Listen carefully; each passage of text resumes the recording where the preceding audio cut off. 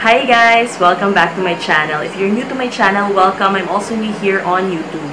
So today, ang i-discuss po natin is all about ghosts again. Kasi marami po sa inyong mga nagre-request ng ghost videos. So I thought nang this time, ang papakita ko po sa inyo ay mga ghosts that have been caught on camera dito sa Pilipinas. So, alam ko po marami po sa inyong mga nagre-request na iba-iba pong klase ng videos, and don't worry po, lahat po yun ay tinitake down ko po dito sa aking notebook. Lahat po yun, nino-note down ko, and then I do my research, and para po mapaghandaan ko yung videos na yun para po sa inyo. So, just like any video, talagang lahat po, ginagawan ko rin po ng due diligence ng pag-research kung ano po yung kaya kong malaman about it para po sa inyo. So, before we start this video, please hit the subscribe button, and if you haven't pushed the notification bell below, yung parang bell, please push that as well, kasi yun po yung mag-notify sa inyo every time na meron po akong video na ma-upload, para po alam nyo po kagad once na may video na po na naka-up. And before we start po, meron lang akong gusto introduce sa inyo. This is Midnight, guys. So, as you can see, bagay na bagay siya sa channel ko, diba? Ayan. Buntis siya ngayon. Yeah. You wanna go down? You wanna eat? Okay, say bye to everyone. Ayan, talagang bababay na siya. Alright, so going back to the video, meron po akong hinandang 5 na videos na nakita ko po siya online, and they are videos that are not my own, so they are all over the internet. Meron na pong iba na news, and yun po yung mga ipapakita ko sa inyo. And then meron po ako ipapakita sa may hulihan ng video na to, sa ending, na isa po na sa amin po. So, nung una nagdududa ko if papakita ko siya, kasi video siya ng aking anak. Pero na-realize ko na for the sake of this video, ipapakita ko na rin para po mabigyan nyo rin ako ng feedback if ever na meron ng ganitong incident na nangyari sa inyo. Kasi it was very, very disturbing. So, let's get on with the video. Okay, so simulan na natin dun sa una na video. It's called The Ghost in the Window. So, ito ay nangyari po sa St. Louis University sa Baguio City, na kung saan ay may isang estudyante na walang kasama, kinunan lang niya yung kanyang paa na parang nakapatong sa desk, pero nung tinignan niya yung picture, meron siya nakitang kakaiba. So, nung kinunan niya yung picture na yon, nung una hindi niya napansin, tapos nung kinakrop niya yung picture, sa kanya napansin na merong parang ulo ng mukhang babae na nandun sa bintana. Maraming skeptics ang nagsasabi na baka nga estudyante lang yun na hindi niya napansin, na sumilip lang dun sa classroom. Pero marami pa rin mga nagsasabi na yung classroom na yun daw, or yung building na yun is really haunted. So, I really don't know, but it is really scary, and nag-trending siya sa social media nung lumabas siya. So, I don't know, guys, if may opinion kayo dun, comment nyo sa baba. Kasi ako, open-minded naman ako. Obviously, I'm very open-minded, pero I don't know kung natatakot lang ba ako kaya ayokong aminin na mukhang mumu siya talaga, or baka talagang mukha kasing fake. I don't know. Okay, next is a video again, and this time, ito naman yung nagpakita na white lady sa Rated K. So, if nanonood kayo ng Rated K, alam niyo yan na pagka Halloween, usually sa October, meron silang mga ini-invite na mga paranormal experts, investigators na pumupunta sa kanilang show, and usually parang nagtatry sila makipag-usap sa mga ghosts. And this time, merong nakuhanan yung camera nila na kakaiba, and tinatawag nila tong white lady. So, tingnan nyo tong footage na to. Habang nire-review ng production staff ang mga nakuhang video sa isinagawang paranormal investigation, kung ilalagay sa slow motion ng video, makikita ang imahe ng kamay na nakahawak sa hagdan at puting figura ng isang babae. Ayon naman sa aming cameraman, pagpatay ng ilaw bago simula ng paranormal investigation, isang babae ang kanya nakita sa unang palapag ng bahay. Parang siya yung nakita ko kanina bago tayo pumasok. Kaso mas mapala yung mata niya. Okay guys, so what do you think? Nung unang napanood ko siya, naisip ko na pwedeng yun nga, effects lang siya dahil sa ilaw, or parang naaninag lang kasi medyo hindi maganda yung quality, hindi siya ganoon ka-clear. Pero yun nga, pag naiisip mo, pagka-ghost nga talaga, usually hindi naman sila talaga clear on camera. The fact nga na yung isa walang shadow, diba? I don't know. Okay, next is another ghost na naman sa school na naman. So, this is the ghost in the school. So, ito po ay nangyari sa Rizal High School. And, isang grupo ng mga estudyante ang nag-picture taking. Tapos, nung pinost nila sa Facebook, saka lang nila napansin na hindi lang pala sila yung nandun sa photo.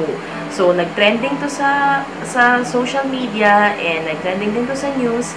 Kasi sinasabi ng mga estudyante na wala talagang babae or wala talagang kasama sila nung tinake nila yung picture na yun except for the one who's taking the photo.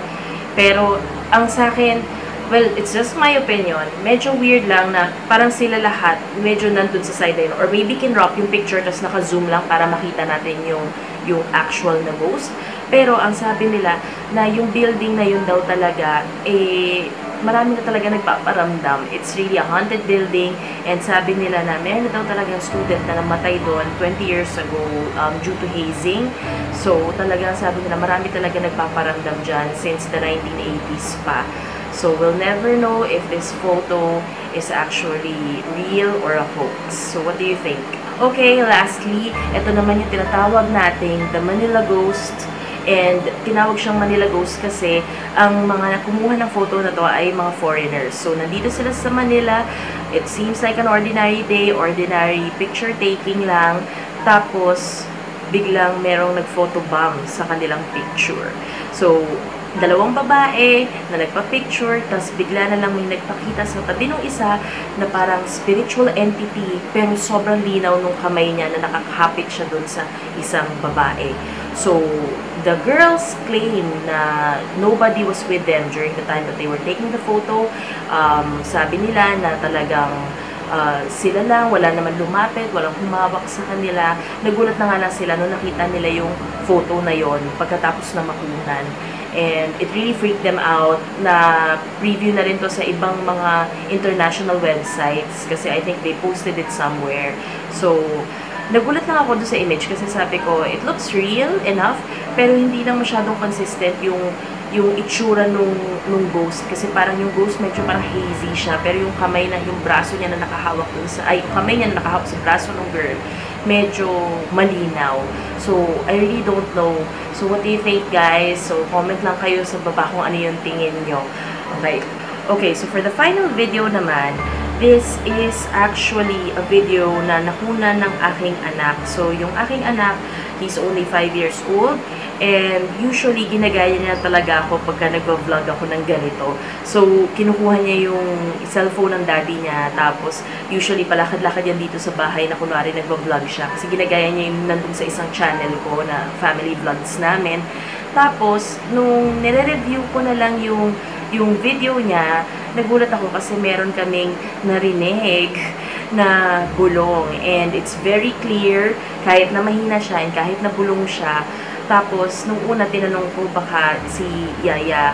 So, sabi ni Yaya na wala naman siya kasi nandito siya sa kusina nung time na yon na nagluluto siya. And during the time na naglalakad-lakad siya rito para mag-vlog, ako at saka yung husband ko, nasa kwarto lang kami. Nag-work kami doon. Tapos, papasok-pasok lang siya paminsan. Kaya napansin ko lang nung pinanood ko na yung video ulit. So, nandun siya mag-isa sa guest room. So, doon siya nag-vlog, tapos merong bumulong. So, kung gusto niyo panoorin, ito, panoorin niyo. So, babay lang, magpahinga lang kayo, tas ano lang, babay.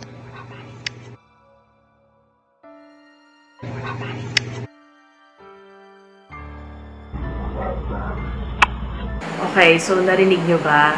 Di ba ang creepy? Kasi para sa amin, sobrang nakakatakot lang kasi ang linaw ng bulong and wala siyang kaboses na kahit sino dito sa bahay namin. Ang takot ko na lang actually nung narinig ko yon kasi syempre ayoko naman ng may gano'n na nangyayari especially sa anak ko. So, I don't know. You guys, please let me know if meron sa inyo naka-experience ng ganito.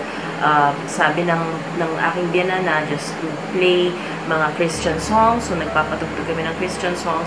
Sabi niya, and don't ever leave my son alone. So, lagi na namin siyang kasama. So, pagka nandun siya, wala yung yaya niya sa room, ako kasama niya sa kwarto, or yung grandpa niya. So, ganun daw. I just don't know. Hanggang ngayon, sobrang ang creepy talaga niya. This is the first time na ipopost ko siya. So, let me know what you think. Alright guys, so there you have it. That's the video that I have for you for today. So don't worry guys, kasi yung mga nire-request nyo, lahat yan in the works. Yung mga sa Area 51, Biringan, Samar, lahat yan nandito. Don't worry, as in, tinitake down notes ko yan and nire-research ko siya talaga para sa inyo, para magawan ko kayo ng medyo maganda-gandang video. So thank you again so much for watching this video. Thank you so much for commenting and for subscribing. If hindi pa kayo nakasubscribe, please subscribe below. Palakihin natin yung community natin. And please add me also on Facebook or like my page. So meron na akong Facebook page. Ililink ko din sa baba. So gusto ko yun na parang maging community natin na mga mahilig din sa ganito, mga open-minded people who are just very interested in topics like this. So I'll see you guys again on my next video. So please subscribe, and if mahilig din kayo sa mga beauty, subscribe to my other channel to see our family vlogs. So I'll see you guys again on the next one. Bye!